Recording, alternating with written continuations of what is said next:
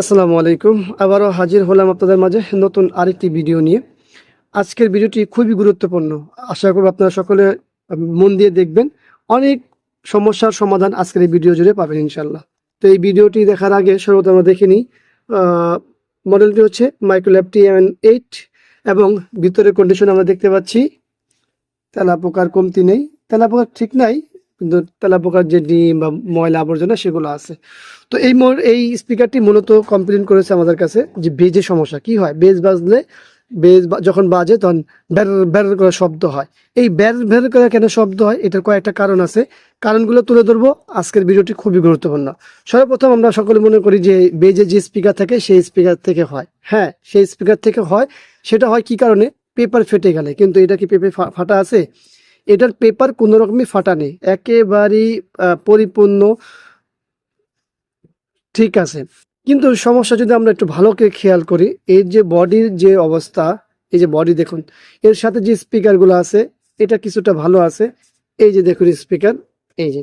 তো এইভাবে চারপাশে যদি আমরা দেখি, ঠিক এদিক দিয়েও দেখি, এই দেখুন, এই যে দেখুন, এইভাবে করে চারপাশে যদি আমরা খেয়াল করি, যে আমরা দেখতে পাবো বডি টেম্পারটা নষ্ট হয়ে গেছে। তো বডি টেম্পার নষ্ট হলে সাধারণত এই বেজের সমস্যা হয়। কিন্তু শুধু বডি টেম্পারের জন্য কি দায়ী হয়? অনেক সময় আমরা স্পিকারও সমস্যা পাই, কিন্তু এটার ক্ষেত্রে কিন্তু স্পিকার আমরা সমস্যা পাচ্ছি না। তো সমস্যাটা কি আসলে কি বডি থেকে নাকি আমাদের সার্কিট বোর্ড থেকে? দেখুন সার্কিট বোর্ডে যদি আমরা দেখি, এখানে অনেক কাজ করা হয়েছে, দেখতে পাচ্ছেন। এখন এত কাজ কেন? এটা হতে পারে এর আগে স্পিকার খারাপ হয়েছে, যেটা আমি এখন এই স্পিকারটা খারাপ পাচ্ছি।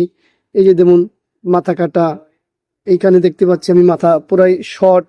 এই যে এখানে দেখি, মানে এখান থেকে ভেঙে রয়ে গেছে কিছু একটা, এটা বের করেছি, ঠিক আছে।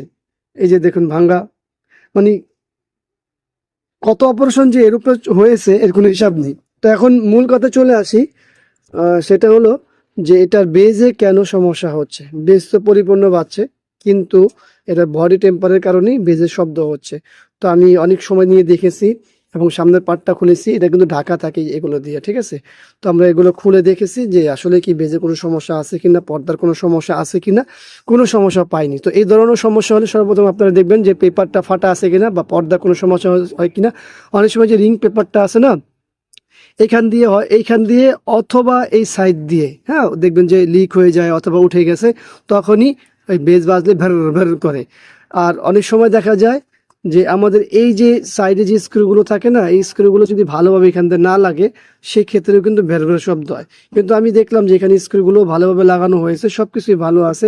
কিন্তু দুঃখের বিষয় হলো এটা টেম্পার নষ্ট হয়ে গেছে। কিসের টেম্পার? বডি টেম্পার নষ্ট হয়েছে। তো বডি টেম্পার নষ্ট হয়ে গেলে আপনারা বা আমার কি করার আছে? আমাদের কোনো কিছুই করার নেই। তো দুঃখের সাথে দুঃখিত বলতে হয় কাস্টমার ভাইকে, যে এটা কোনো কিছু করা যাবে না, ওই বেরবার শব্দ ভেবেই থাকবে। হ্যাঁ, তার একটি কমপ্লেন হলো যে এই স্পিকারটি বাজে না, কারণ দেখতে পাচ্ছেন এই স্পিকারটি হলো ভিতরে কয়েল শর্ট হয়ে গেছে। আর এই যে প্রত্যেক জায়গায় এরকমভাবে মানে কোনো রকম কস্টিপ দিয়ে আটকে রাখছে, তো যার কারণে শর্ট হয় বেশি। আর এই কারণে হয়তো বা এই যে আইসিগুলো কয়েকবার পাল্টানো লাগছে। তো এগুলো যারা আপনারা ব্যবহারকারী আছি এবং যারা টেকনিশিয়ান আছি, উভয় ব্যবহারকারীদের বুঝিয়ে বলবো যে ভাই এই ধরনের সমস্যা এই কারণে হয়, আপনি এই কারণগুলো বন্ধ করবেন। এইখানে কস্টিপ, ভালো কস্টিপ ব্যবহার করতে হবে, তাহলে আর এই ধরনের সমস্যা হওয়ার সম্ভাবনা থাকে না। তো আশা করি ভিডিওটি আপনাদের ভালো লাগবে। ভিডিওটি ভালো লাগলে লাইক করবেন, শেয়ার অবশ্যই অবশ্যই আমাদের এই চ্যানেলটি সাবস্ক্রাইব করে রাখবেন, পাশে থাকা বেল বাটন চাপ দিয়ে রাখবেন। আবারও দেখাবো ইনশাআল্লাহ অন্য কোনো বিষয় নিয়ে আসছি। দেখে বিদায়। আল্লাহ হাফেজ। আসসালামু আলাইকুম ওয়া রাহমাতুল্লাহি ওয়া বারাকাতুহু।